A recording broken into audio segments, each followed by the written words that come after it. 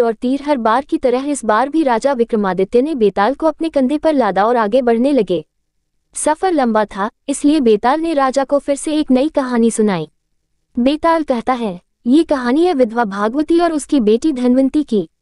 भागवती के विधवा होने के बाद उसके पति के रिश्तेदार उसका सारा धन लेकर भागवती और उसकी बेटी को घर से निकाल देते हैं। इसके बाद दोनों माँ बेटी दूसरे नगर के लिए निकल पड़ती हैं। रास्ते में दोनों एक जगह आराम करने के लिए रुकती है तो वहां एक सिपाही एक चोर को बांध कर रखे रहता है। चोर को प्यास लगी होती है, वो भागवती और उसकी बेटी धनवंती से पानी पिलाने के लिए विनती करता है। पानी पीने के बाद वो माँ बेटी से सारी बातें पूछता है कि उनके साथ क्या हुआ था। सारी बातें सुनने के बाद चोर धनवंती के साथ शादी करने की इच्छा रखता है। ये सुनकर भागवती को गुस्सा आता है और वो उस सिपाही को चोर की बात बताती है। सिपाही भी चोर पर गुस्सा जाहिर करते हुए कहता है कि कुछ दिनों में तुम्हें फांसी लगेगी और तुम शादी करने की बात करते हो। ये सुनकर चोर कहता है, बहुत पाप किए हैं मैंने, अब लगता है कोई तो हो जो मरने के बाद मुझे पानी दे सके। मेरा कोई बच्चा नहीं है, मैं चैन से मर भी नहीं सकता, भूत बनकर भटकूंगा मैं। ये सब सुनने के बाद सिपाही वहां चोर को बांधकर आराम करने चला गया। सिपाही के जाने के बाद चोर भागवती और उसकी बेटी धनवंती को अपने छिपाए धन के बारे में बताने लगा। उसने कहा, अगर आप अपनी बेटी धनवंती की शादी मेरे साथ कर देंगी तो मैं आपको अपने छिपाए धन के बारे में बता दूंगा। मेरे मरने के बाद आप दोनों उस धन के साथ अपनी पूरी जिंदगी आराम से बिता सकेंगी। उसकी बात सुनकर दोनों सोच में पड़ गईं। धनवंती की माँ भागवती ने चोर से पूछा, तुम ये क्यों करना चाहते हो? तो चोर ने कहा, शादी के बाद मेरा जो बच्चा होगा वो मेरे मरने के बाद पिंडदान करेगा, जिससे मुझे मुक्ति मिल जाएगी और मैं भूत नहीं बनूंगा। ये सब सुनने के बाद भागवती अपनी बेटी की शादी चोर से कराने के लिए तैयार हो जाती है। दोनों की शादी होती है और जल्द ही दोनों को एक बच्चा भी होता है। कुछ दिनों बाद चोर को फांसी लगा दी जाती है। भागवती और धनवंती काफी दुखी होते हैं। कुछ दिनों बाद भागवती को चोर की बात याद आती है कि एक गुफा में मूर्ति के सामने की जमीन के नीचे उसने खजाना छिपाकर रखा था। दोनों माँ बेटी वहां जाकर देखते हैं और जमीन खोदने लगते हैं। फिर उन्हें वहां सोना चांदी और पैसे मिलते हैं। धनवंती फिर भी दुखी रहती है और कहती है, अगर पैसे नहीं मिलते लेकिन वो जिंदा रहते तो मुझे सब कुछ मिल जाता। भागवती बेटी को समझाते हुए बोलती है कि अगर पैसा है तो सारी खुशी मिल जाएगी। उसके बाद दोनों माँ बेटी एक नए शहर जाकर खुशी खुशी अपनी जिंदगी बिताने लगते हैं। कुछ समय बाद भागवती की सहेलियां धनवंती की शादी कराने को लेकर पूछने लगती हैं। भागवती कहती है, मुझे अपनी बेटी की शादी तो करवानी है, लेकिन लड़का ऐसा होना चाहिए जो घर जमाई बनकर रहे। फिर कुछ वक्त बाद एक पंडित लड़का उनके घर आता है, जिसके सामने भागवती अपनी बेटी धनवंती की शादी का प्रस्ताव रखती है। उनका बड़ा घर और पैसे देखकर वो लड़का लालच में आकर शादी के लिए हाँ कर देता है।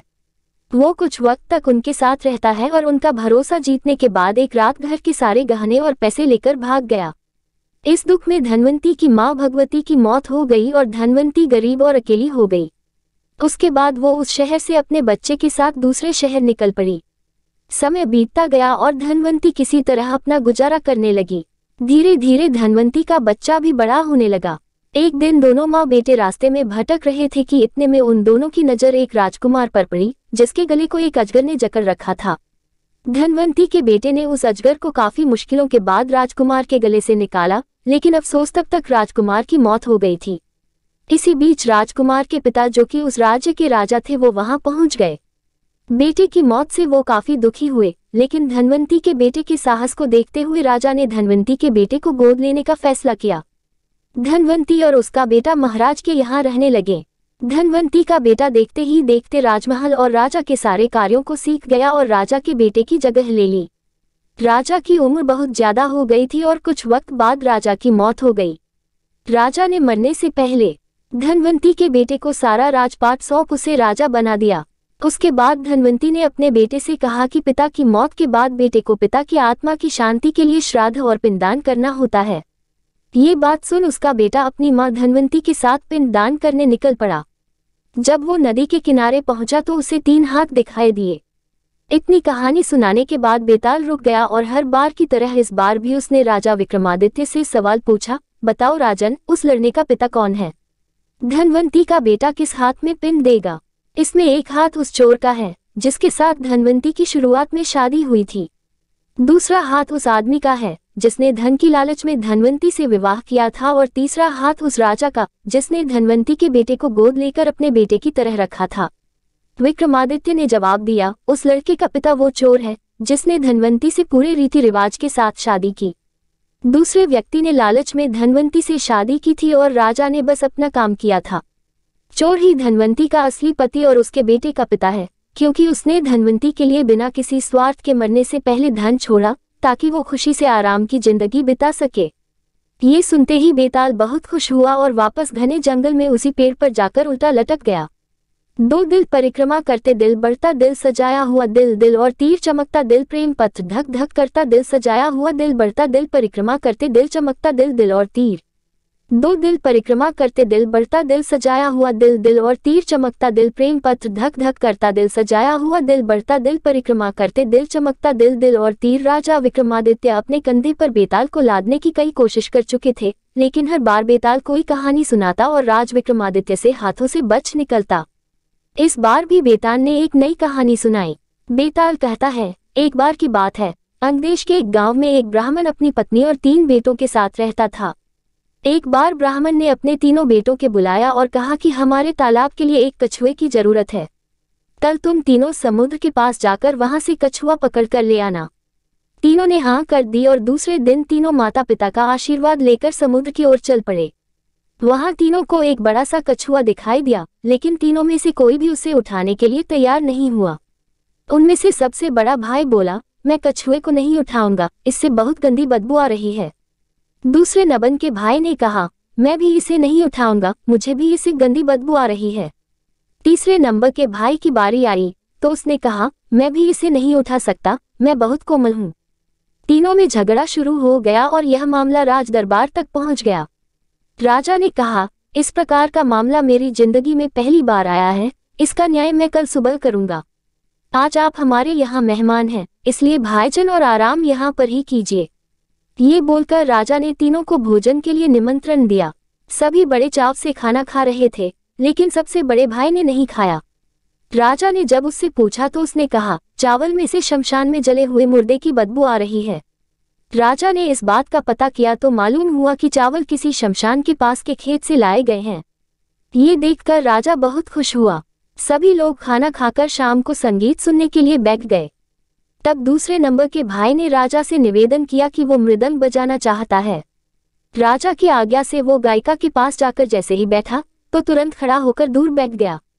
राजा ने खड़े होने का कारण पूछा तो दूसरे नंबर के भाई ने कहा, गायिका से बकरी के दूध की बदबू आ रही है और वो मुझे पसंद नहीं है। जब राजा ने इस बात का पता किया तो मालूम चला कि बचपन में गायिका को बकरी का दूध दिया जाता था। राजा एक बार फिर खुश हो गया। इसके बाद सभी लोग सोने के लिए चले गए। दोनों भाई आराम से सो गए, लेकिन सबसे छोटे भाई को नींद नहीं आ रही थी। राजा ने अपने एक सेवक को आदेश दिया कि जाकर तीनों को देख आओ कि वे सोए या नहीं। सेवक गया तो उसने देखा कि सबसे छोटे भाई को छोड़कर बाकी दोनों सो गए हैं। सेवक ने ये समाचार राजा को दिया और राजा इसका कारण जानने के लिए खुद वहां पहुंच गया जहां तीनों सो रहे थे। राजा को देखकर तीनों उठ बैठे। राजा ने सबसे छोटे वाले भाई से पूछा, आपको नींद क्यों नहीं आ रही? तब वह बोला, मुझे इस बिस्तर पर कुछ चुभ रहा है। ये सुनकर सेवक ने तीनों के बिस्तर की छानबीन की तो उन्हें कुछ नहीं मिला। तब सबसे छोटे भाई ने सभी बिस्तर को अलग किया और वहां पर एक बाल था। उसने अपना कुर्ता उतारा। सबने देखा कि उस बाल का निशान उसकी पीठ पर बना हुआ था। राजा ये देखकर हैरान हुआ और खुश भी। दूसरे दिन राजा ने न्याय के लिए तीनों को बुलाया। उसने सबसे छोटे वाले को इनाम दिया और बाकी 2 को कुछ सोने के सिक्के दिए। राजा ने कहा, आप तीनों में अलग अलग खूबी है और मैं आप तीनों से बहुत खुश हूँ। मैं अपने सैनिकों को भेजकर कछुआ आपके घर भिजवा दूंगा। इतना कहकर बेताल ने विक्रम से पूछा, बताओ तीनों भाइयों में से सबसे अधिक सुकुमार कौन था? तब विक्रम बोला, सबसे छोटा भाई, क्योंकि हो सकता है कि दोनों बड़े भाइयों ने अपने सुकुमार होने का दिखावा किया हो, लेकिन सबसे छोटा भाई कितना सुकुमार है ये तो राजा ने खुद आंखों से देखा। विक्रम का सही जवाब सुनकर बेताल ने उसकी तारीफ की और अपनी शर्त के अनुसार वापस पेड़ पर जाकर लटक गया। 2 दिल परिक्रमा करते दिल बढ़ता दिल सजाया हुआ दिल, दिल और तीर चमकता दिल, प्रेम पथ धक धक करता दिल सजाया हुआ दिल बढ़ता दिल, परिक्रमा करते दिल चमकता दिल, दिल और तीर। दो दिल परिक्रमा करते दिल बढ़ता दिल सजाया हुआ दिल दिल और तीर चमकता दिल प्रेम पत्र धक धक करता दिल सजाया हुआ दिल बढ़ता दिल परिक्रमा करते दिल चमकता दिल दिल और तीर। इस बार भी राजा विक्रमादित्य ने बड़े से पेड़ पर लटके बेताल को उतारा और उसे लेकर आगे बढ़ने लगे। खुद को बचाने के लिए बेताल ने फिर से राजा को एक कहानी सुनाई।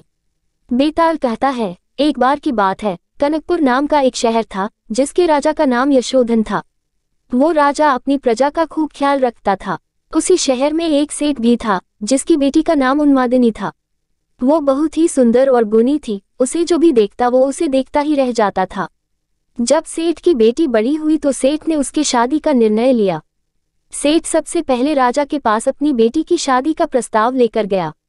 सेठ ने राजा के पास जाकर कहा कि महाराज, मैं अपनी बेटी की शादी के बारे में सोच रहा हूँ।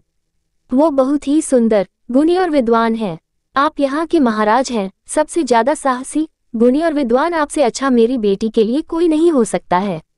ऐसे में सबसे पहले मैं आपको निवेदन करना चाहता था, आप मेरी बेटी को पत्नी के रूप में अपनाएं और अगर आपको मंजूर नहीं तो आप अस्वीकार कर दें। सेठ की बता सुनकर राजा उनकी बेटी को देखने और उनके लक्षणों को परखने के लिए ब्राह्मणों को भेजा। राजा की बात मानकर ब्राह्मण वहां उन्मादिनी को देखने गए। ब्राह्मण उन्मादिनी को देखकर काफी खुश हुए, लेकिन दूसरे ही पल उन्हें इस बात की चिंता भी हुई कि अगर राजा ने इतनी खूबसूरत लड़की से शादी की तो वो पूरा दिन उन्हें देखते ही रहेंगे और प्रजा पर ध्यान नहीं दे पाएंगे।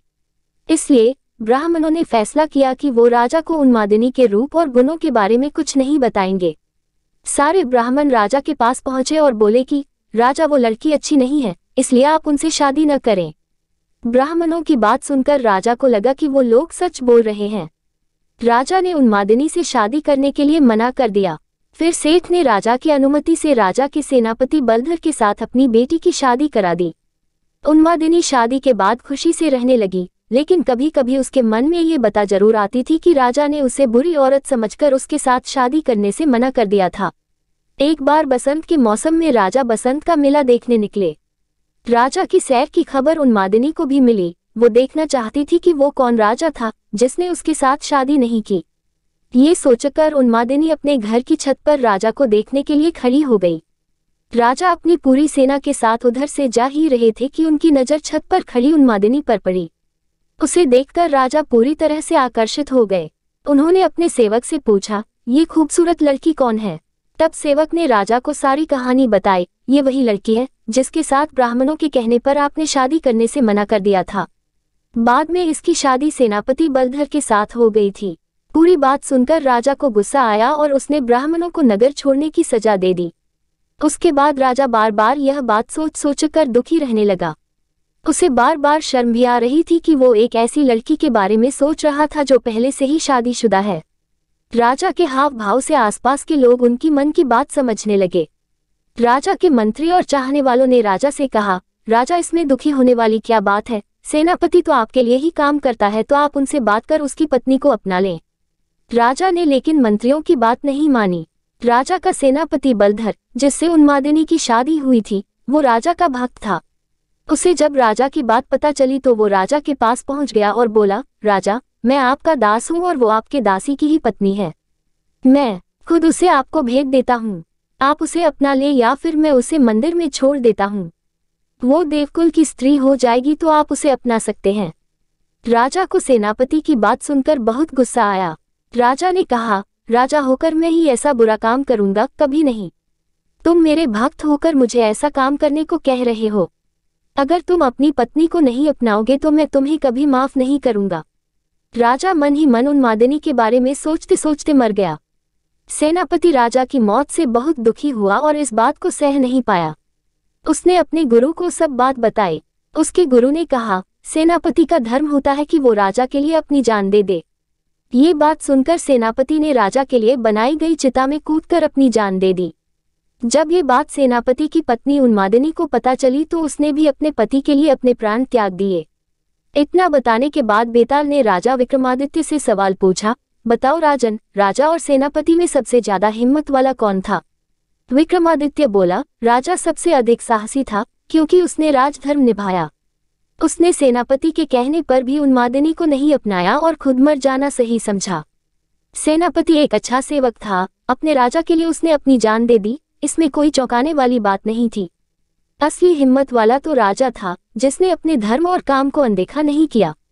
विक्रमादित्य का जवाब सुनकर बेताल खुश हुआ और हर बार की तरह पेड़ पर जाकर लटक गया।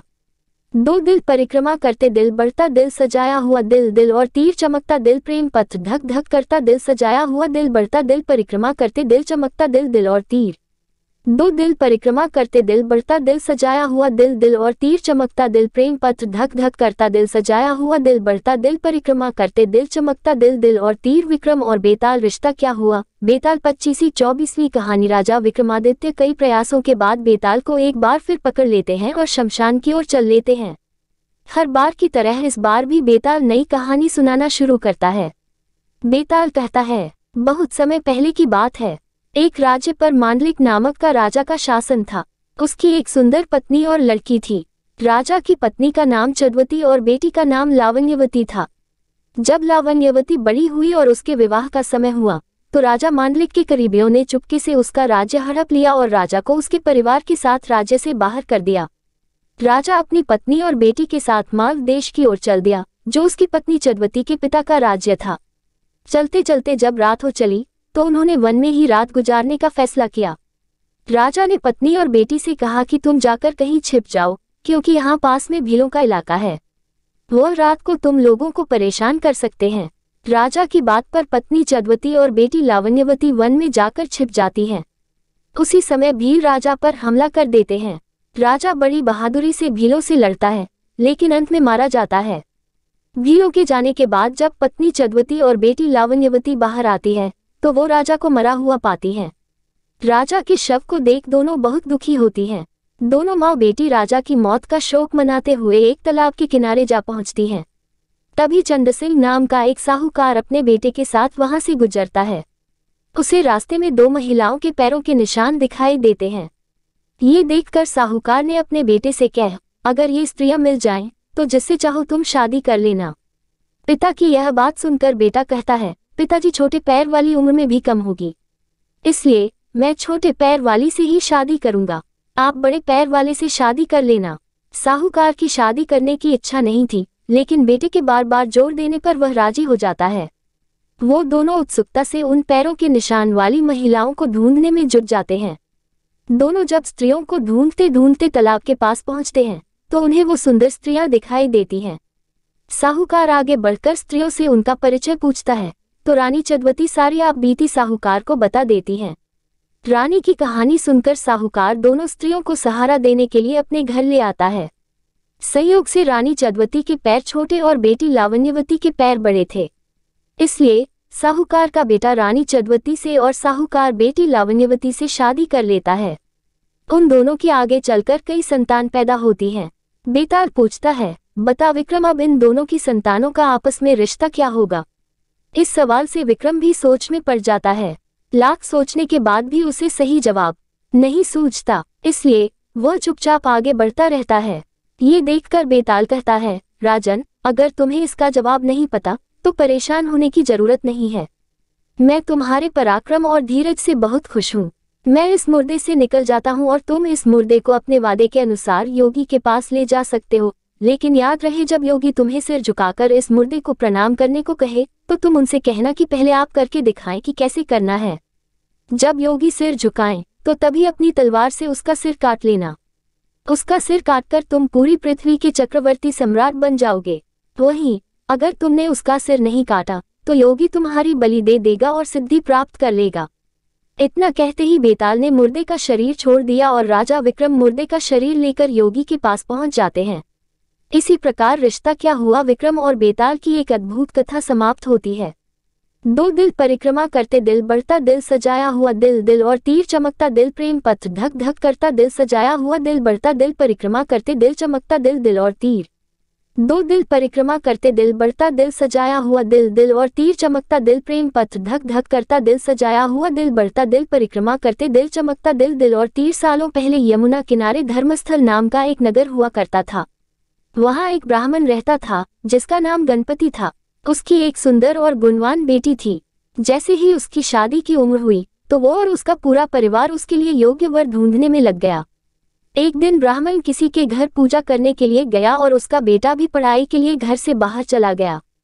उस समय घर में ब्राह्मण की बेटी और उसकी पत्नी ही थी। उसी वक्त एक ब्राह्मण लड़का उनके घर आता है। ब्राह्मण की पत्नी उस लड़के का अच्छे से सत्कार करती है और खाना खिलाती है। लड़के का स्वभाव ब्राह्मण की पत्नी को पसंद आता है और वो उससे अपनी बेटी की शादी का वादा कर देती है। उधर ब्राह्मण गणपति जिनके घर पूजा करने गया था, वहां भी वो एक ब्राह्मण लड़के से मिलता है और उससे अपनी बेटी की शादी करवाने का वचन दे देता है। ब्राह्मण का बेटा जहां पढ़ने गया था, वो भी वहां एक लड़के से यही वादा कर देता है। कुछ देर बाद गणपति और उसका बेटा दोनों खुद से चुने हुए लड़के को लेकर घर पहुंचते हैं। दोनों घर में एक और ब्राह्मण लड़के को देखकर चौंक जाते हैं। अब सभी इस दुविधा में पड़ जाते हैं कि लड़की एक है और शादी का वादा तीनों ने अलग अलग लड़कों से कर दिया है। अब क्या होगा?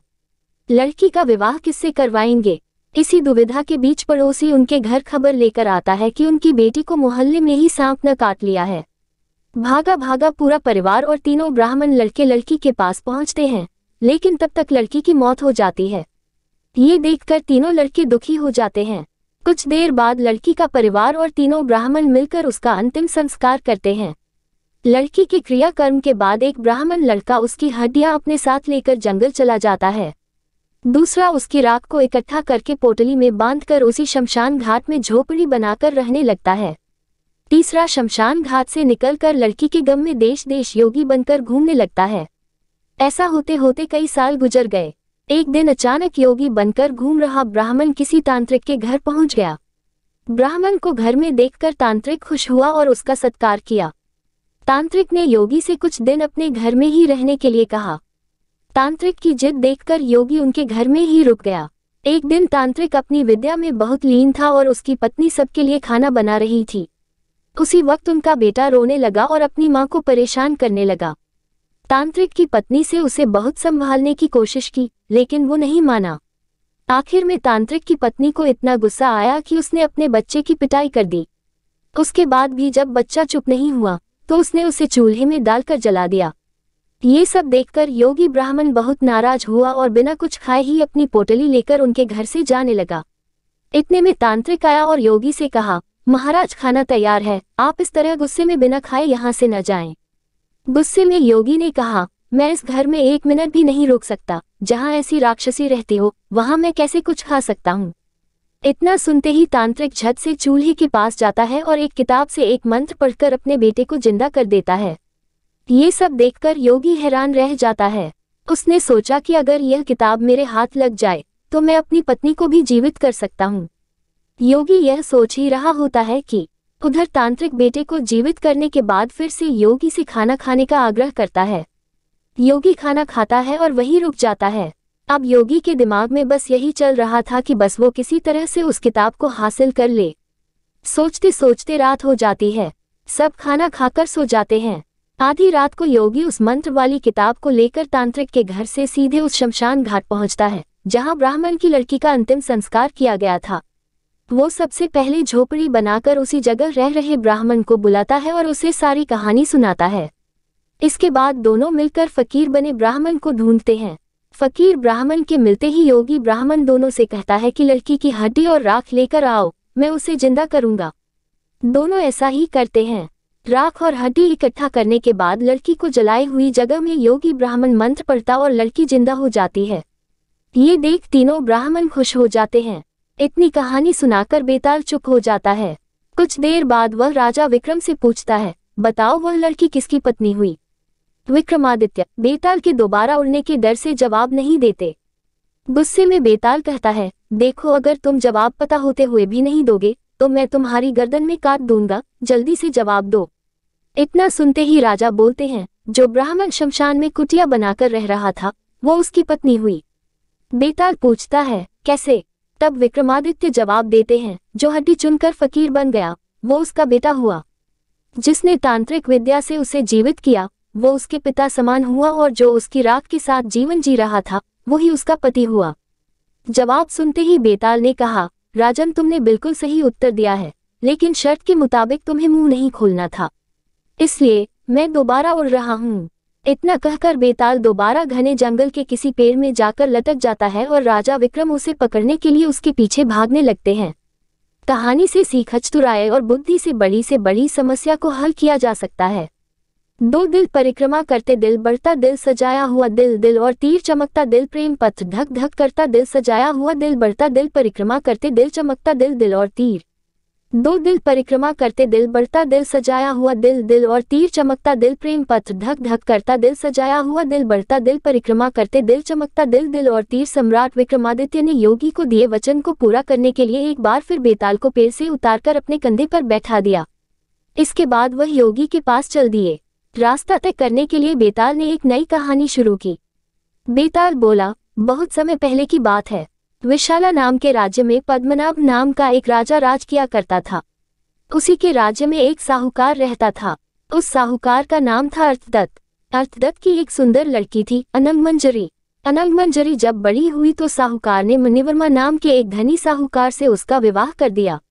मणिवर्मा अनंगमंजरी को काफी चाहता था, लेकिन अनंगमंजरी मणिवर्मा को बिल्कुल भी पसंद नहीं करती थी। एक दिन मणिवर्मा किसी काम से अपने राज्य से बाहर गया था और अनंगमंजरी अकेली थी, इसलिए वह अपने घर से कुछ दूर टहलने के लिए निकली। तभी रास्ते में अनंगमंजरी ने राजपुरोहित के लड़के कमलाकर को देखा। कमलाकर को देखते ही अनंगमंजरी को उससे प्रेम हो गया। वहीं दूसरी ओर कमलाकर भी अनंगमंजरी को मन ही मन चाहने लगा था। अनंगमंजरी बिना देर किए महल के बाग में जाती है और चंडी देवी को प्रणाम करती है। अनंगमंजरी चंडी देवी से हाथ जोड़कर प्रार्थना करती है, हे माता, अगर मैं इस जन्म में कमलाकर को नहीं पा सकी तो अगले जन्म में मैं उनकी ही पत्नी बनूं।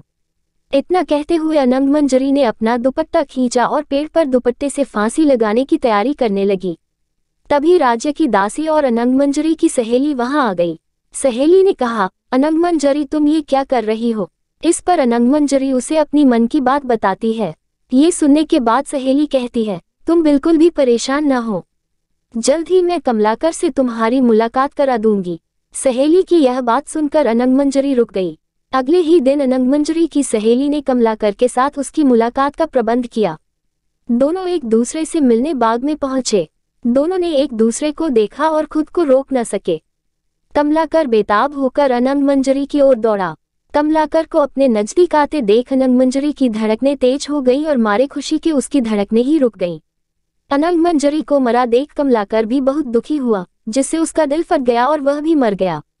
इस बीच मणिवर्मा भी वहां पहुंच गया और अपनी पत्नी को दूसरे आदमी से साथ मृत पड़ा देख बहुत दुखी हुआ। वह अनंगमंजरी को बहुत चाहता था, इसलिए उससे अपनी पत्नी का वियोग सहा नहीं गया और उसने भी प्राण छोड़ दिए। ये सब देख चंडी देवी स्वयं वहां प्रकट हुई और सबको दोबारा जीवित कर दिया।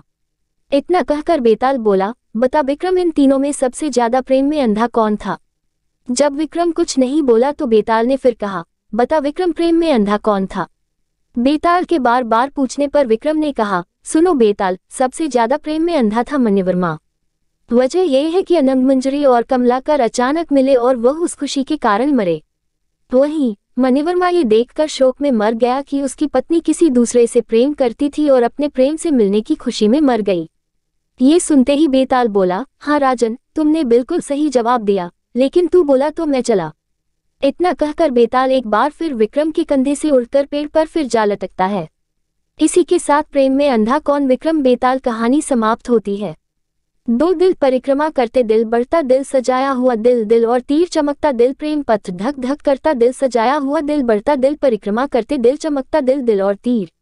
दो दिल परिक्रमा करते दिल बढ़ता दिल सजाया हुआ दिल दिल और तीर चमकता दिल प्रेम पथ धक धक करता दिल सजाया हुआ दिल बढ़ता दिल परिक्रमा करते दिल चमकता दिल दिल और तीर। कई बार बेताल को अपने साथ ले जाने की असफल कोशिश के बावजूद राजा विक्रमादित्य ने हार नहीं मानी थी, इसलिए राजा विक्रमादित्य फिर से पेड़ के पास पहुंचे और बेताल को अपनी पीठ पर लटका कर ले जाने लगे। अपनी शर्त के अनुसार बेताल ने फिर से राजा विक्रम को एक कहानी सुनाना शुरू की। इस बार की कहानी है असली वर कौन। सदियों पुरानी बात है, उज्जैन नगरी में महाबल नाम का एक राजा राज किया करता है। राजा बहुत पराक्रमी और दयालु था। उसकी एक बेटी थी जिसका नाम था महादेवी था। महादेवी बहुत सुंदर और सुशील लड़की थी। जब वह विवाह योग्य हुई तो राजा महाबल ने उसके लिए योग्य वर की तलाश शुरू कर दी। एक एक करके कई राजकुमार राजकुमारी से विवाह करने की इच्छा लिए राजा के पास आए, लेकिन राजा को कोई पसंद नहीं आया। राजकुमारी से विवाह करने के लिए राजा ने एक ही शर्त रखी थी कि उसकी बेटी का होने वाला पति हर चीज में निपुण हो। इस तरह कई दिन बीत गए, लेकिन राजा को कोई अपनी बेटी के लिए योग्य वर नहीं मिला। एक दिन की बात है, जब राजा अपने दरबार में बैठे थे कि तभी वहां एक राजकुमार आया और उसने कहा, मैं राजकुमारी महादेवी से विवाह करना चाहता हूँ। ये सुनकर राजा ने कहा, हे राजकुमार, मैं अपनी बेटी का विवाह उस व्यक्ति से करूंगा जिसमें सभी गुण हो। इस पर राजकुमार ने जवाब दिया, मेरे पास ऐसा रथ है जिसमें बैठकर क्षण भर में कहीं भी पहुंच सकते हैं। ये सुनकर राजा ने कहा, ठीक है, तुम कुछ दिन रुको, मैं राजकुमारी से पूछकर तुम्हें जवाब दूंगा। कुछ दिनों बाद एक और राजकुमार वहां पहुंचा। उसने राजा ने कहा, मैं त्रिकालदर्शी हूं और भूत, वर्तमान व भविष्य तीनों देख सकता हूं। मैं चाहता हूं कि राजकुमारी का विवाह मुझसे हो। राजा ने उसे भी इंतजार करने को कहा। कुछ दिनों के बाद राजा महाबल के पास एक और राजकुमार उनकी बेटी का हाथ मांगने आया। राजा ने उससे पूछा कि तुम में ऐसा क्या गुण है जो मैं अपनी पुत्री का विवाह तुम्हारे साथ करूं। राजकुमार ने कहा, राजन, मैं धनुर्विद्या में निपुण हूँ, मेरे जैसा धनुर्धारी दूर दूर तक कोई नहीं है। राजा ने उससे कहा, बहुत खूब राजकुमार, आप कुछ दिन प्रतीक्षा करें, मैं अपनी बेटी से बात करके आपको जवाब दूंगा।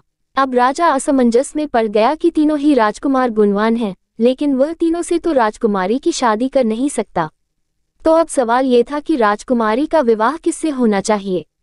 वहीं दूसरी ओर एक भयानक राक्षस राजकुमारी महादेवी पर नजर लगाए बैठा था और एक दिन मौका मिलते ही वह राजकुमारी को उठाकर ले गया। ये खबर जैसे ही महल में फैली तो राजा, रानी और तीनों राजकुमार एक जगह इकट्ठा हो गए। त्रिकालदर्शी राजकुमार ने बताया कि वह राक्षस राजकुमारी को विंध्याचल पर्वत पर ले गया है। इस पर पहले राजकुमार ने कहा, मैं अपना रथ लेकर आता हूँ, हम सब उस पर बैठकर विंध्याचल चल सकते हैं। तीसरे राजकुमार ने अपना तीर कमान निकाला और कहा, मैं उस राक्षस को मार गिराऊंगा। इसके बाद तीनों राजकुमार रथ पर बैठकर विंध्याचल पर्वत की ओर चल पड़े। उन्हें जैसे ही वह राक्षस दिखा तो धनुर्धारी राजकुमार ने कुशलता से उसका वध कर दिया और वो राजकुमारी को बचाकर फिर से महल ले आए। इस कहानी को सुनाने के बाद बेताल ने राजा विक्रम से कहा, राजन, राजकुमारी को बचाने में तीनों राजकुमारों का योगदान था।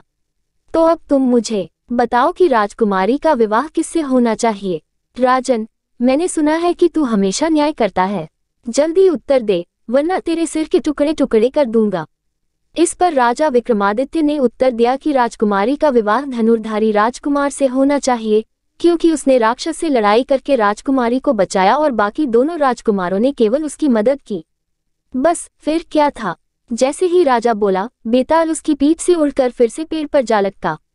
कहानी से सीख, मुश्किल समय में साहस ही काम आता है, इसलिए मुसीबत को देखकर घबराए नहीं, हमेशा साहस दिखाएं। दो दिल परिक्रमा करते दिल बढ़ता दिल सजाया हुआ दिल दिल और तीर चमकता दिल प्रेम पत्र धक धक करता दिल सजाया हुआ दिल बढ़ता दिल परिक्रमा करते दिल चमकता दिल दिल और तीर। दो दिल परिक्रमा करते दिल बढ़ता दिल सजाया हुआ दिल दिल और तीर चमकता दिल प्रेम पत्र धक धक करता दिल सजाया हुआ दिल बढ़ता दिल परिक्रमा करते दिल चमकता दिल दिल और तीर। जब राजा विक्रमादित्य ने एक बार फिर बेताल को पकड़ा तो उसने हर बार की तरह एक नई कहानी शुरू कर दी। बेताल ने कहानी सुनाते हुए राजा विक्रमादित्य से कहा, कुसुमपुर नाम के एक नगर में एक ब्राह्मण परिवार रहा करता था। ब्राह्मण के परिवार में 4 बेटे और उसकी पत्नी थी। ब्राह्मण अपने परिवार के साथ सुखी सुखी जीवन बिता रहा था। एक दिन अचानक ब्राह्मण बीमार हो गया और उसकी हालत दिन ब दिन खराब होती चली गई। सेहत में सुधार न होने के कारण एक दिन ब्राह्मण की मौत हो गई। ब्राह्मण की मौत के दुख में उसकी पत्नी भी सती हो गई। ब्राह्मण और उसकी पत्नी की मौत के बाद उनके रिश्तेदारों ने 4 लड़कों को अकेला देख उनका सारा धन छीन लिया। पूरी तरह से कंगाल होने पर चारों भाई अपने नाना के यहाँ रहने चले गए। कुछ दिन तक तो सब ठीक ठाक चला। बाद में नाना के घर में भी ब्राह्मण के 4 बेटों के साथ बुरा व्यवहार किया जाने लगा। इस स्थिति को देखते हुए चारों भाइयों ने निश्चय किया कि उन्हें कोई विद्या ग्रहण करनी चाहिए, ताकि लोग उनके माता पिता की तरह ही उनका भी सम्मान करें। ये सोचकर चारों भाई चारों दिशाओं में अलग अलग चल दिए। चारों भाइयों ने घोर तपस्या की और फलस्वरूप कुछ विशेष विद्याएं हासिल की। जब चारों भाई काफी समय बाद मिले तो उन्होंने एक दूसरे को खुद के द्वारा हासिल की गई विद्या के बारे में बताया। एक ने कहा, मैं मरे हुए जीव की हड्डियों पर मांस चढ़ा सकता हूँ। दूसरे ने कहा, मैं मांस पर खाल और बाल बना सकता हूँ। तीसरे ने कहा, मैं मरे हुए जीव के सभी अंगों का निर्माण कर सकता हूँ। चौथे ने कहा, मैं मरे हुए जीव में जान फूंक सकता हूँ। सभी ने बारी बारी हासिल की गई विद्या का गुणगान किया और एक दूसरे की विद्या की परीक्षा लेने के लिए जंगल पहुंच गए। जंगल में उन्हें एक मरे हुए शेर की हड्डियां मिली। उन्होंने बिना जाने कि यह किस जीव की हड्डियां हैं, उन्हें उठा लिया। पहले ने अपनी विद्या से उन हड्डियों पर मांस चढ़ा दिया, दूसरे ने उस पर खाल और बाल पैदा कर दिए, तीसरे ने उस जीव के सभी अंगों का निर्माण कर दिया, अंत में चौथे ने अपनी विद्या का प्रयोग करके शेर में जान फूंक दी। शेर जीवित होते ही चारों भाइयों को मार कर खा गया। इतना कहते हुए बेताल बोला, बता विक्रम बता, इन 4 पढ़े लिखे मूर्ख में सबसे बड़ा मूर्ख कौन था? विक्रम ने जवाब देते हुए कहा, इन 4 मूर्ख में सबसे बड़ा मूर्ख चौथा भाई था, जिसने शेर में जान फूंके। वजह यह है कि अन्य ने बिना जाने ही शेर के शरीर का निर्माण किया। उन्हें पता ही नहीं था कि वह किस जीव का निर्माण कर रहे हैं। वहीं चौथे को अच्छी तरह से पता चल चुका था कि यह शेर का ही शरीर है। इसके बावजूद उसने शेर के शरीर में जान डाल दी। यही उसकी सबसे बड़ी मूर्खता का प्रमाण है। विक्रम का जवाब सुनकर बेताल बोला, विक्रम तूने बिल्कुल ठीक जवाब दिया, लेकिन तूने मेरी शर्त तोड़ दी। मैंने कहा था कि अगर तू बोला तो मैं वापस पेड़ पर चला जाऊंगा, इसलिए तू बोला और मैं चला। इतना कहकर बेताल एक बार फिर वही पेड़ पर जाकर लटक जाता है। इसी के साथ 4 मूर्ख विक्रम बेताल कहानी समाप्त होती है। 2 दिल परिक्रमा करते दिल बढ़ता दिल सजाया हुआ दिल दिल और तीर चमकता दिल प्रेम पथ धक धक करता दिल सजाया हुआ दिल बढ़ता दिल परिक्रमा करते दिल चमकता दिल दिल और तीर। 2 दिल परिक्रमा करते दिल बढ़ता दिल सजाया हुआ दिल दिल और तीर चमकता दिल प्रेम पथ धक धक करता दिल सजाया हुआ दिल बढ़ता दिल परिक्रमा करते दिल चमकता दिल दिल और तीर। बहुत समय पहले की बात है, जब समुद्र किनारे बसे एक नगर ताम्रलिपि पर राजा चंद्रसेन का राज हुआ करता था। राजा से मिलने के लिए हजारों लोग उत्सुक रहते थे।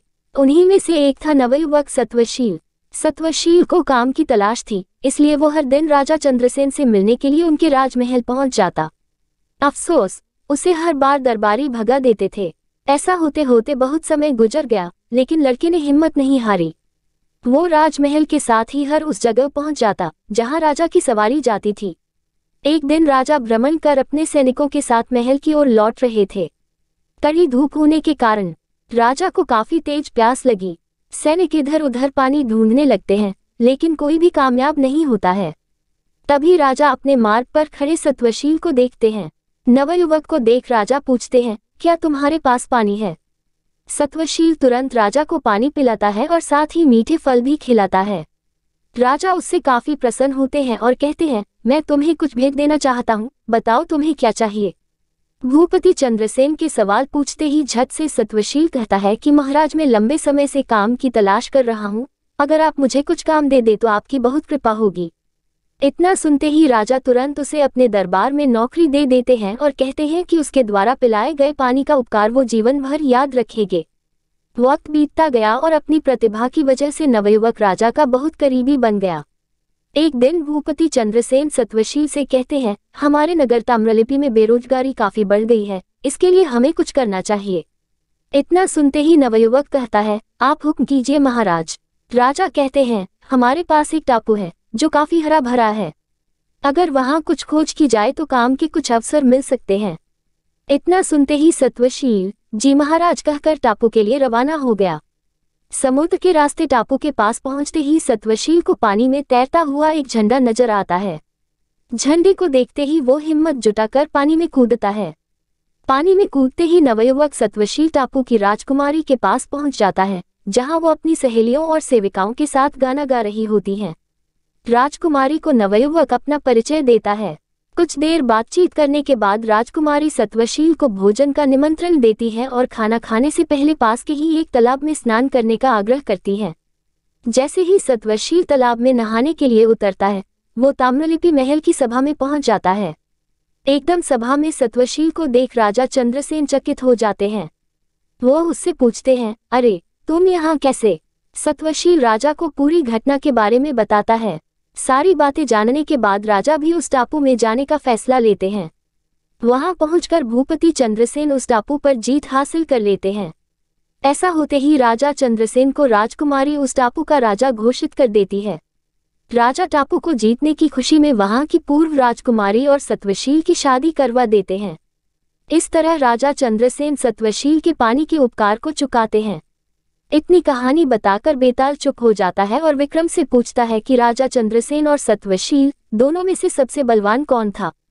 सवाल सुनते ही विक्रम बोल पड़ता है, सत्वशील ज्यादा शक्तिशाली था। बेताल पूछता है, कैसे? तब विक्रम बताता है कि सत्वशील बिना कुछ सोचे समझे ही टापू के पास झंडा देखकर पानी में कूद जाता है। वहां कूदने पर उसे किसी भी तरह का खतरा हो सकता था, जबकि राजा को पता था कि वहां पानी में कोई खतरा नहीं है। सवाल का जवाब मिलते ही बेताल राजा विक्रम के कंधे से उड़कर वापस घने जंगल में किसी पेड़ पर जाकर बैठ जाता है। कहानी से सीख, हिम्मत कभी नहीं हारनी चाहिए और कर्म लगातार करते रहना चाहिए। दो दिल परिक्रमा करते दिल बढ़ता दिल सजाया हुआ दिल दिल और तीर चमकता दिल प्रेम पत्र धक धक करता दिल सजाया हुआ दिल बढ़ता दिल परिक्रमा करते दिल चमकता दिल दिल और तीर। दो दिल परिक्रमा करते दिल बढ़ता दिल सजाया हुआ दिल दिल और तीर चमकता दिल प्रेम पत्र धक धक करता दिल सजाया हुआ दिल बढ़ता दिल परिक्रमा करते दिल चमकता दिल दिल और तीर। बेताल का पीछा करते हुए राजा विक्रमादित्य शिशुपा वृक्ष के पास पहुंचे और किसी तरह बेताल को अपने कंधे पर उठाकर आगे बढ़ने लगे। पहले की तरह ही बेताल रास्ता बड़ा होने की वजह से राजन को कहानी सुनाने लगता है। बेताल कहता है, सालों पहले की बात है, जब उज्जैन नगर में राजा महासेन राज किया करता था। उसी राज्य में एक ब्राह्मण रहता था जिसका नाम वासुदेव था। उसका एक ही बेटा था, गुणकार। नाम का तो वह गुणकार था, लेकिन उसमें कोई गुण नहीं था। वो दिन रात बस जुआ खेलता था। जुए में वह पिता के कमाए सारे पैसे हार जाता। उसकी दो बहन भी थीं, उसे उनका भी ख्याल नहीं था। वो बस दिन रात जुआ खेलने में ही व्यस्त रहता। अपने बेटे का ऐसा हाल देखकर ब्राह्मण बड़ा परेशान हो गया। एक दिन वासुदेव ने सोचा, मैं जो भी कमाता हूँ उसे भी यह जुए में उड़ा देता है। यही सोचकर उसने अपने बेटे गुणकार को घर से निकाल दिया।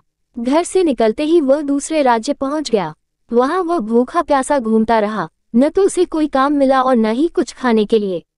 ऐसा होते होते वह एक दिन बेहोश हो गया। पास से ही गुजर रहे एक सिद्ध पुरुष ने उसे देखा तो उसे अपने साथ गुफा में ले आए। होश में आने के बाद योगी ने लड़के से पूछा, क्या खाओगे? ब्राह्मण पुत्र कहता है, आप योगी हैं, आपके पास जो होगा आप वही खिला पाएंगे। मैं जो खाना चाहता हूँ शायद वो आपके पास न हो। इतना सुनते ही योगी ने कहा, तुम बस बताओ तुम्हें क्या खाने की इच्छा है।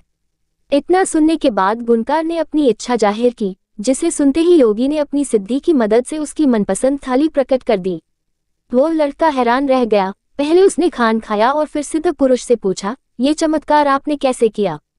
योगी ने कुछ कहा नहीं, बस अंदर की ओर जाना का इशारा किया। वह जैसे ही अंदर गया तो उसे बड़ा सा महल और दासियां दिखाई दी। सब ने उसकी अच्छे से सेवा की और वह आराम से सो गया। सोकर उठने के बाद उसने सिद्ध पुरुष से दोबारा वही प्रश्न किया। योगी ने कहा, इससे तुम्हें क्या करना है? तुम यहाँ कुछ दिन मेहमान की तरह रहो और व्यवस्था का आनंद उठाओ। ब्राह्मण पुत्र जिद में अड़ गया और कहने लगा कि वो भी यह सिद्धि हासिल करना चाहता है। परेशान होकर योगी ने उसे विधि बता दी और कहा कि जाओ अब मन लगाकर साधना करो। कुछ समय बाद वह साधना पूरी करके आ जाता है। फिर योगी कहता है, तुम सब कुछ बहुत सही तरीके से कर रहे हो। ये पहला पड़ाव था जिसे तुमने पार किया है, अब तुम्हें दूसरे पड़ाव की ओर बढ़ना होगा। उसने कहा, मैं ऐसा ही करूंगा, लेकिन दूसरा पड़ाव शुरू करने से पहले मैं एक बार अपने घर जाना चाहता हूँ। सिद्ध योगी ने कहा, जाओ, जरूर जाओ। जाने से पहले ब्राह्मण पुत्र ने योगी से अपने परिवार के लिए तोहफे की मांग की। योगी ने अपनी सिद्धि से उसे खूब सारे तोहफे दिए। उसके बाद उसने पैसों की मांग की। सिद्ध पुरुष ने अपनी विद्या के दम पर उसे खूब सारा पैसा भी दिया। उसके बाद उसने अपने लिए अच्छे से कपड़े मांगे। योगी ने उसे वो भी दे दिए। सब कुछ लेकर वह अपने घर पहुंचा तो उसके परिवार के सभी लोग गुणकार को देखकर दंग रह गए। साथ लाए तोहफे और धन को देखकर उसके ब्राह्मण पिता ने पूछा, बेटा कहीं तुमने कोई चोरी तो नहीं की है न? गुणकार ने बड़े गर्व से कहा, पिताजी मुझे कुछ हिस्सा प्राप्त हो गया है, जिसकी मदद से मैं अब सबकी हर इच्छा पूरी कर सकता हूँ। उसके पिता ने गुणकार को संभल कर रहने और अहंकार न करने की सलाह दी। कुछ दिन घर में बिताने के बाद गुणकार दोबारा सिद्ध पुरुष के पास लौट गया। वहां लौटकर उसने दोबारा से साधना शुरू की। बड़ी लगन से वह ध्यान करने लगा। समय के साथ साथ ब्राह्मण पुत्र ने दूसरा पड़ाव भी पूरा कर लिया। पड़ाव पूरा होने के बाद उसे भी वह विद्या हासिल हो गई। योगी के पास जैसे ही वह विद्या हासिल करके पहुंचा तो सिद्ध पुरुष बहुत प्रसन्न हुआ। उसने गुणकार से कहा, तुमने अब विद्या हासिल कर ली है, आज तुम मुझे कुछ भोजन खिलाओ, मुझे भूख लगी है। ये सुनते ही ब्राह्मण पुत्र बेहद खुश हुआ और सिद्धि की मदद से मनचाहा भोजन हासिल करने के लिए मन में मंत्र पढ़ने लगा। काफी देर हो गई लेकिन भोजन सामने नहीं आया। वह बहुत क्रोधित हुआ और चिल्लाने लगा, मेरी विद्या काम क्यों नहीं कर रही है? मैंने भी सिद्धि हासिल की है, उसका फल मुझे क्यों नहीं मिल रहा है। इतनी कहानी सुनाते ही बेताल चुप हो गया और राजा से पूछने लगा, बताओ इतने मन से पूरी विधि करने के बाद भी उसे सिद्धि हासिल क्यों नहीं हो पाई। विक्रमादित्य कहते हैं, बेताल, सबसे पहला कारण तो यह है कि वह विद्या हासिल करने से पहले ही घर चला गया। उसके बाद वह विद्या लालच की वजह से हासिल करना चाहता था। लालच के चलते की गई चीजों का फल कभी प्राप्त नहीं होता है। सिद्धि हासिल करने के लिए व्यक्ति को बिना लालच के कर्म करना पड़ता है। दो दिल परिक्रमा करते दिल बढ़ता, दिल सजाया हुआ दिल, दिल और तीर चमकता दिल, प्रेम पथ धक धक करता दिल, सजाया हुआ दिल बढ़ता, दिल परिक्रमा करते दिल चमकता दिल, दिल और तीर। दो दिल परिक्रमा करते दिल बढ़ता, दिल सजाया हुआ दिल, दिल और तीर चमकता दिल, प्रेम पथ धक धक करता दिल, सजाया हुआ दिल बढ़ता, दिल परिक्रमा करते दिल चमकता दिल, दिल और तीर। कई प्रयासों के बाद राजा विक्रमादित्य ने एक बार फिर बेताल को पकड़ लिया। वो उसे जब योगी के पास ले जाने लगे तो बेताल ने नई कहानी शुरू कर दी। बेताल ने नई कहानी सुनाते हुए कहा, एक समय की बात है, धर्मपुर नाम के नगर में गंधर्वसेन नाम का युवक रहता था। गंधर्वसेन की कद काठी बहुत आकर्षक थी। यही कारण था कि कई लड़कियां उससे विवाह करना चाहती थीं, लेकिन गंधर्वसेन को उनमें से एक भी लड़की पसंद नहीं थी। ब्राह्मण पुत्र गंधर्वसेन जब अपने घोड़े पर सवार होकर नगर में निकलता था तो सारी लड़कियां उसे देखती रह जाती।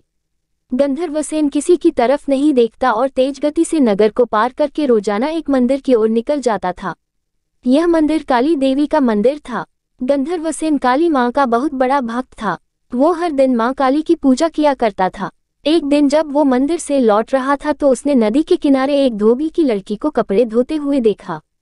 वो लड़की गंधर्वसेन को बहुत सुंदर लगी। गंधर्वसेन को उस लड़की से प्यार हो गया और वो दिन रात उसी के बारे में सोचने लगा। उसे लड़की से बात करने का कोई रास्ता नहीं सूझता। एक दिन उसने काली माँ के मंदिर में पूजा करते हुए ये प्रतिज्ञा ली कि अगर वो लड़की उसकी हो गई तो वो काली माँ के चरणों में अपना शीश चढ़ा देगा। गंधर्वसेन खाना पीना भूल चुका था। वो दिन रात उसी लड़की के बारे में सोचता रहता। इसका परिणाम ये हुआ कि गंधर्वसेन बीमार हो गया। गंधर्वसेन की बीमारी की खबर सुनकर उसका सबसे अच्छा मित्र देवदत्त उससे मिलने आया। अपने परम मित्र को बिस्तर पर पड़ा देख देवदत्त ने उसकी उदासी का कारण पूछा। गंधर्वसेन ने देवदत्त को अपना हाल सुनाया और बोला कि उस लड़की से अगर मेरा विवाह नहीं हुआ तो मैं मर जाऊंगा। देवदत्त अपने मित्र से बहुत प्यार करता था, इसलिए उसने लड़की को ढूंढने की ठानी। देवदत्त उस लड़की को खोजने में सफल हुआ। देवदत्त ने उस लड़की के पिता से कहा कि अपनी बेटी की शादी गंधर्वसेन से कर दें। लड़की के पिता ने सारी स्थिति का जायजा लिया और अपनी बेटी का विवाह गंधर्वसेन से करा दिया। शादी को 5 दिन बीत गए और गंधर्वसेन उस प्रतिज्ञा को भूल चुका था जो उसने काली मंदिर में ली थी।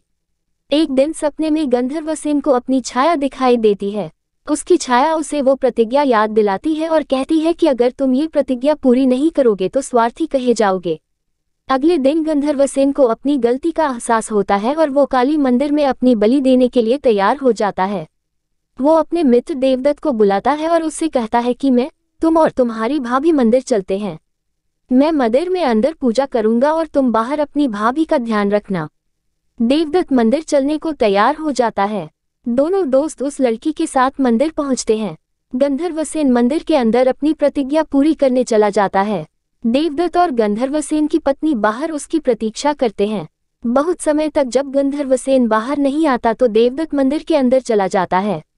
देवदत्त अंदर जाकर देखता है कि गंधर्वसेन ने अपनी तलवार से अपना सिर काटकर काली मां को बलि चढ़ा दिया है।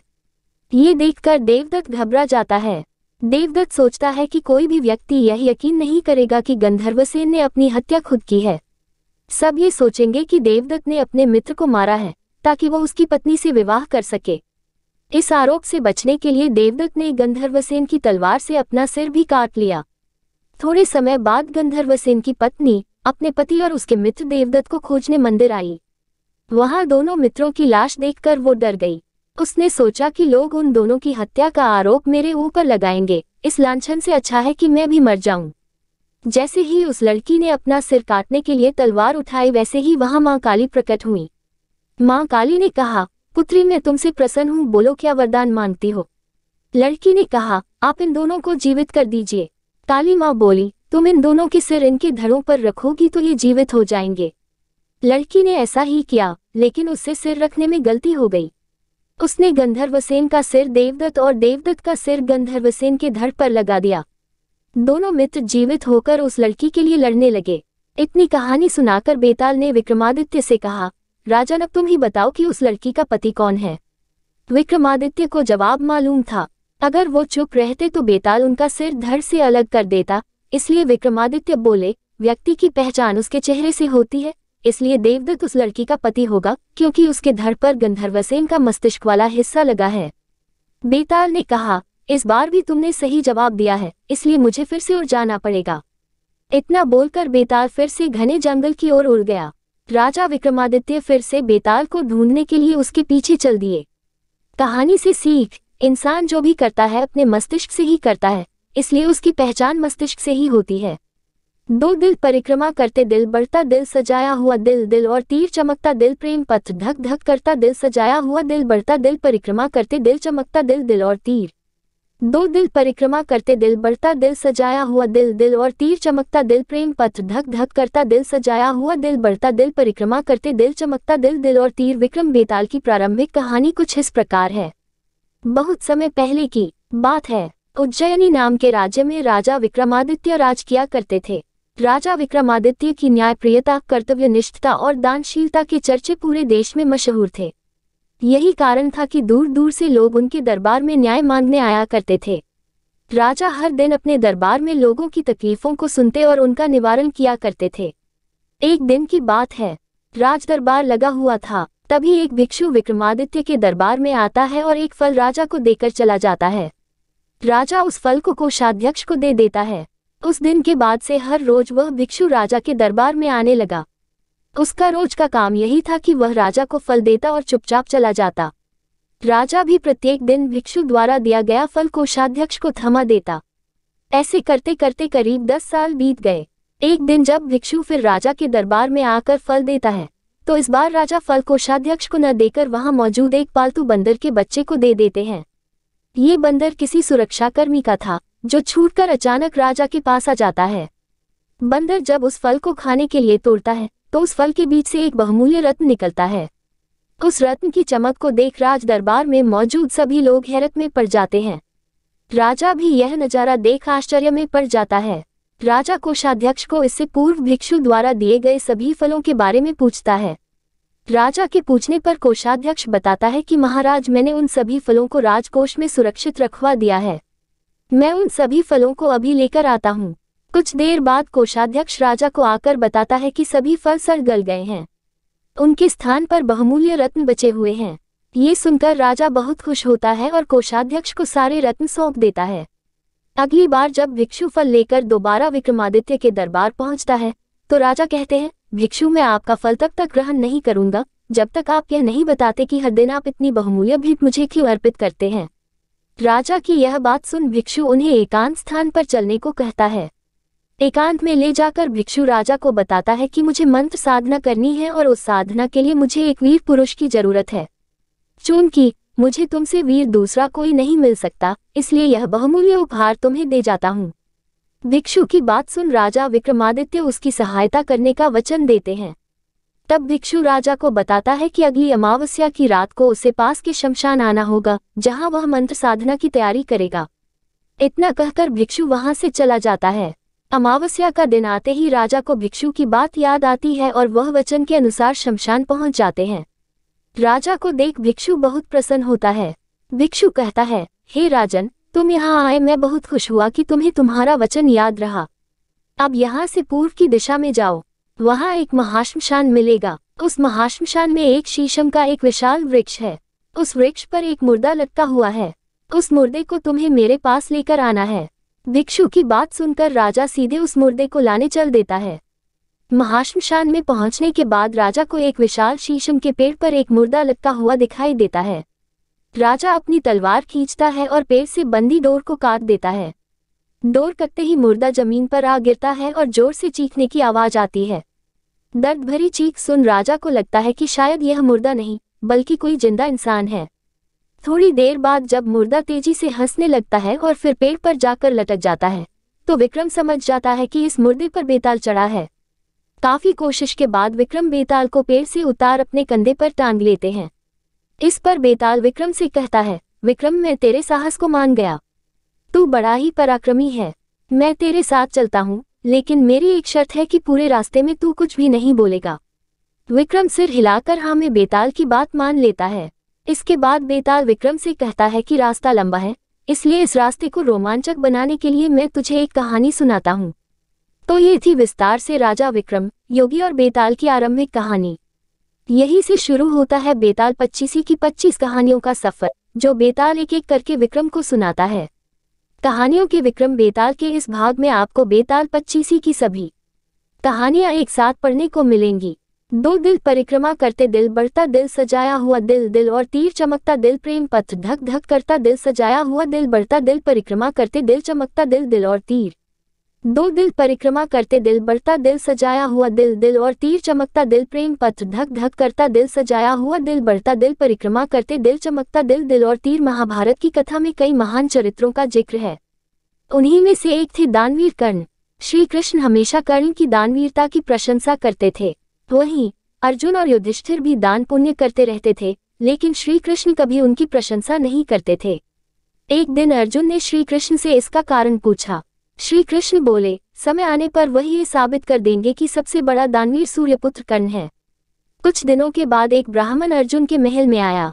उसने बताया कि पत्नी की मृत्यु हो गई है, उसके दाह संस्कार के लिए उन्हें चंदन की लकड़ियों की जरूरत है। ब्राह्मण ने अर्जुन से चंदन की लकड़ी दान में मांगी। अर्जुन ने अपने मंत्री को आदेश दिया कि राजकोष से चंदन की लकड़ियों का इंतजाम किया जाए, लेकिन उस दिन न तो राजकोष में चंदन की लकड़ियां मिली और न ही पूरे राज्य में। अर्जुन ने ब्राह्मण से कहा, आप मुझे क्षमा करें, मैं आपके लिए चंदन की लकड़ी का इंतजाम नहीं कर सका। श्री कृष्ण इस पूरी घटना को देख रहे थे। उन्होंने ब्राह्मण से कहा, आपको एक जगह चंदन की लकड़ियां जरूर मिलेगी, आप मेरे साथ चलिए। श्री कृष्ण ने अर्जुन को भी अपने साथ ले लिया। श्री कृष्ण और अर्जुन ने ब्राह्मण का वेश बनाया और उस ब्राह्मण के साथ कर्ण के दरबार में पहुंचे। वहां भी ब्राह्मण ने कर्ण से चंदन की लकड़ी दान में मांगी। कर्ण ने अपनी मंत्री से चंदन की लकड़ी का इंतजाम करने को कहा। थोड़े समय बाद कर्ण के मंत्री ने कहा कि पूरे राज्य में कहीं चंदन की लकड़ी नहीं मिली। इस पर कर्ण ने अपने मंत्री को आदेश दिया कि उसके महल में चंदन के खंभे हैं, उन्हें तोड़कर ब्राह्मण को दान दिया जाए। मंत्री ने ऐसा ही किया। ब्राह्मण चंदन की लकड़ी लेकर अपनी पत्नी के दाह संस्कार के लिए चला गया। श्री कृष्ण ने अर्जुन से कहा, देखो तुम्हारे महल के खंभों में भी चंदन की लकड़ी लगी है, लेकिन तुमने ब्राह्मण को निराश किया। वहीं कर्ण ने एक बार फिर अपनी दानवीरता का परिचय दिया। कहानी से सीख, दान वो नहीं जो समृद्ध स्थिति में किया जाता है, बल्कि असली दान वो है जो अभाव होने पर भी किया जा सकता है। दो दिल परिक्रमा करते दिल बढ़ता दिल सजाया हुआ दिल दिल और तीर चमकता दिल प्रेम पथ धक धक करता दिल सजाया हुआ दिल बढ़ता दिल परिक्रमा करते दिल चमकता दिल दिल और तीर।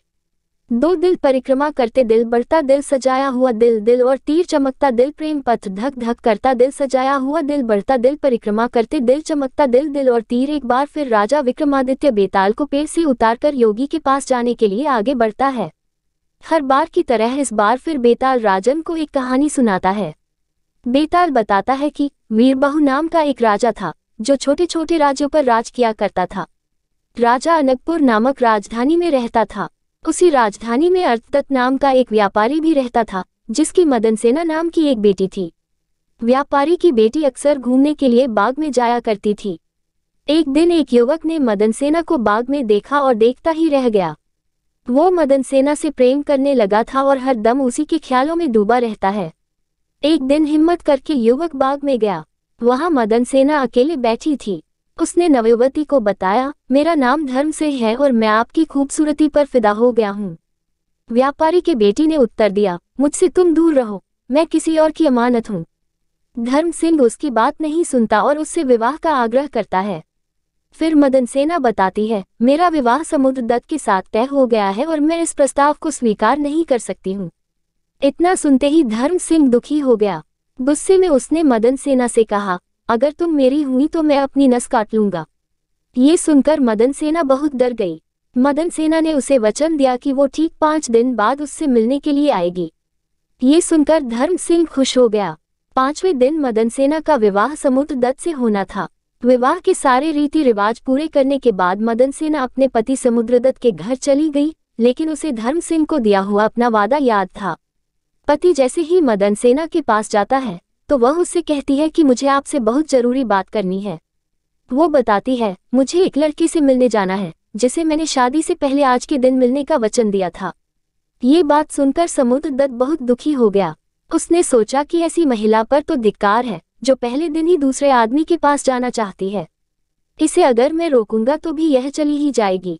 ऐसा सोचकर समुद्रदत्त ने उसे जाने की इजाजत दे दी। पति से जाने की आज्ञा मिलने के बाद मदन सेना तेजी से उस लड़के के घर की ओर जाने लगी। दुल्हन के कपड़ों में जाती महिला को देखकर एक चोर ने उसे रोक दिया। उसका पल्ला पकड़कर चोर बोला, कहाँ चली? मदन सेना डर गई। उसने चोर को कहा, तुम मेरे गहने ले लो और मुझे जाने दे। चोर ने कहा, मुझे तेरे गहने नहीं बल्कि तू चाहिए। मदन सेना ने सारी बात बताते हुए कहा, पहले मैं धर्म सिंह से मिलने जाऊंगी, उसके बाद मैं लौटकर तुम्हारे पास आऊंगी। चोर ने पूछा, तुम शादी के पहले दिन ही अपने पति को छोड़कर जा रही हो? लड़की ने जवाब दिया कि वो अपने पति की इजाजत लेकर जा रही है। ये सुनकर चोर ने कहा, जब तुम्हारा पति तुम्हें भेज सकता है तो जाओ, मैं भी तुम्हें जाने देता हूँ, पर वहां से लौटकर सीधे तुम मेरे पास आना। मदन सेना चोर को वचन देकर उस लड़के पास जाने के लिए चलने लगी। उधर मदन सेना का पति और चोर दोनों उसका पीछा कर रहे थे। चलते चलते मदन सेना धर्म सिंह के घर पहुंच गई। उसने मदन सेना को शादी के जोड़े में देखकर पूछा, अरे तुम मुझसे विवाह करने के लिए शादी का जोड़ा पहनकर आई हो? मदन सेना ने उसे बताया कि उसकी शादी हो गई है। इतना सुनते ही लड़के ने कहा, तुम कैसे अपने पति से बचकर यहाँ आ गई? मदन सेना ने उसे सारी बात बता दी कि वो किस तरह अपने पति से इजाजत लेकर आई है। ये सुनते ही धर्म सिंह ने कहा, तुम्हारे पति ने इतने विश्वास के साथ तुम्हें आने दिया है और अब तुम शादी करके किसी और की अमानत बन गई हो। प्रेम तो मैं तुमसे बहुत करता हूँ, लेकिन किसी और की स्त्री को हाथ नहीं लगा सकता। इससे पहले कि कोई तुम्हें देख ले, तुम जाओ अपने पति के पास। चोर और मदन सेना का पति दोनों छुपकर उनकी सारी बातें सुन रहे थे। जैसे ही मदन सेना धर्म सिंह के घर से बाहर निकलती है तो वह दोनों भी अपने अपने रास्ते पर निकल पड़ते हैं। मदन सेना लड़के के घर से निकलकर सीधा चोर के पास पहुंचती है। चोर उसे देखकर मन में सोचता है, ये कितनी पवित्र है, इसके साथ कुछ भी करना गलत होगा। साथ ही उसे धर्म सिंह के घर की बात भी याद आ जाती है। वो मदन सेना की सच्चाई और धर्म सिंह के त्याग को देखकर प्रभावित होता है और कहता है, जाओ अपने पति के पास, यहाँ क्या कर रही हो? ऐसा कहकर चोर मदन सेना को उसके घर तक छोड़कर आता है। बेताल मदन सेना की कहानी रोककर राजा से पूछता है, हे राजन, अब ये बताओ, इन तीनों में से सबसे बड़ा त्याग किसका है? विक्रमादित्य कहता है, बेताल सबसे बड़ा त्याग चोर ने किया है। इतना सुनते ही वो राजा से पूछता है, कैसे? विक्रमादित्य कहता है, सुन बेताल, मदन सेना का पति उसे यह सोचकर जाने देता है कि ये दूसरे व्यक्ति के प्रति आकर्षित है, ऐसी स्त्री का क्या करना। धर्म सिंह उसे दूसरे की पत्नी समझकर छोड़ता है और उसे यह बोध भी था कि वह पाप कर रहा है। साथ ही इस बात का डर भी रहा होगा कि मदन सेना का पति सुबह होते ही उसे राजा से कहकर दंड न दिलवा दे। चोर को किसी बात का डर नहीं था। गहने से लदी स्त्री को उसने त्याग दिया। वो हमेशा से ही पाप कर्म करते आ रहा था, इस बार भी कर लेता तो उसका कुछ नहीं बिगड़ता। इसी वजह से चोर का त्याग बड़ा है। राजा का जवाब सुनकर बेताल बेहद खुश हुआ और बोला, राजन तूने मुंह खोल दिया, अब मैं चला। इतना कहकर बेताल एक बार फिर से उड़ जाता है। दो दिल परिक्रमा करते दिल बढ़ता, दिल सजाया हुआ दिल, दिल और तीर चमकता दिल, प्रेम पथ धक धक करता दिल, सजाया हुआ दिल बढ़ता, दिल परिक्रमा करते दिल चमकता दिल, दिल और तीर दो दिल परिक्रमा करते दिल बढ़ता, दिल सजाया हुआ दिल, दिल और तीर चमकता दिल, प्रेम पथ धक धक करता दिल, सजाया हुआ दिल बढ़ता, दिल परिक्रमा करते दिल चमकता दिल, दिल और तीर। पेड़ पर उल्टे लटके बेताल को एक बार फिर अपन कंधे पर उठाकर राजा विक्रमादित्य ने शमशान की ओर चलना शुरू किया तो बेताल ने एक नई कहानी शुरू कर दी। बेताल बोला, एक बार की बात है, बनारस में हरिस्वामी नाम का एक ब्राह्मण रहता था। उसकी पत्नी बहुत सुंदर थी और उसका नाम लावण्यवती था। लावण्यवती का रूप इतना सुंदर था कि कोई भी पुरुष उस पर मोहित हो जाता। एक दिन लावण्यवती अपने घर की छत पर सो रही थी। जैसे ही आधी रात हुई, एक गंधर्व कुमार आकाश मार्ग से उड़ता हुआ जा रहा था।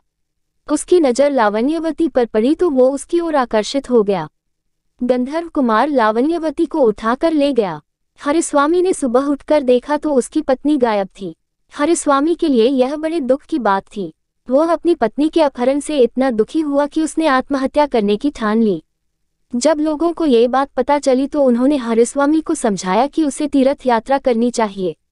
तीर्थ यात्रा से सारे पाप कट जाएंगे और तुम्हारी पत्नी तुम्हें वापस मिल जाएगी। हरिस्वामी के पास और कोई विकल्प न था, इसलिए वो तीर्थ यात्रा के लिए घर से निकल पड़ा।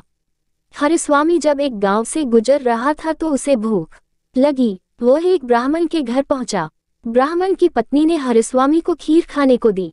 हरिस्वामी उस खीर को लेकर एक तालाब के किनारे पहुंचा ताकि वो मुंह हाथ धोकर खीर खा सके और प्यास लगने पर उसे पानी भी मिल जाए। खीर का कटोरा एक पेड़ के नीचे रखकर हरिस्वामी हाथ पैर धोने लगा। तभी उस पेड़ पर एक बाज आकर बैठ गया। बाज के मुंह में सांप था और वो उसे खा रहा था। सांप का जहर हरिस्वामी की खीर में टपक गया। भूखा हरिस्वामी जल्दी जल्दी उस खीर को खा गया। उसे ये पता ही नहीं चला कि खीर में जहर है। जहर हरिस्वामी के शरीर में फैल गया और वो तड़पने लगा।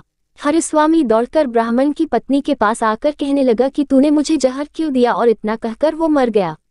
ब्राह्मण ने जब ये देखा तो उसने अपनी पत्नी की एक बात भी नहीं सुनी और उस पर ब्राह्मण हत्या का दोष लगाकर अपने घर से निकाल दिया। इतनी कहानी सुनाकर बैताल ने राजा विक्रमादित्य से पूछा, राजन बताओ कि इस कहानी में अपराधी कौन है, सांप, बाज या ब्राह्मण की पत्नी? राजा ने उत्तर दिया, इस कहानी में इन तीनों में से कोई अपराधी नहीं है, क्योंकि सांप अपने शत्रु यानी बाज के वश में था, वह कुछ कर ही नहीं सकता था। बाज ने जानबूझकर खीर में जहर नहीं मिलाया, बल्कि वो तो शांतिपूर्वक अपना खाना खा रहा था। ब्राह्मण की पत्नी ने अतिथि का सत्कार किया था, उसे भोजन दिया था। जो इन तीनों को दोषी कहेगा वो खुद दोषी माना जाएगा। इस कहानी में अगर कोई अपराधी है तो वो है ब्राह्मण, जिसने बिना विचार करे और सच्चाई को जाने बिना अपनी निर्दोष पत्नी को बेघर कर दिया। बैताल बोला, राजन आपने इस बार भी बिल्कुल सही जवाब दिया है। इतना कहकर बैताल फिर से उड़कर पेड़ पर जा लगता। राजा विक्रमादित्य उसे पकड़ने के लिए उसके पीछे भागे। कहानी से सीख में बिना जांच पड़ताल किए कोई भी बड़ा निर्णय नहीं लेना चाहिए। दो दिल परिक्रमा करते दिल बढ़ता दिल सजाया हुआ दिल दिल और तीर चमकता दिल प्रेम पथ धक धक करता दिल सजाया हुआ दिल बढ़ता दिल परिक्रमा करते दिल चमकता दिल दिल और तीर।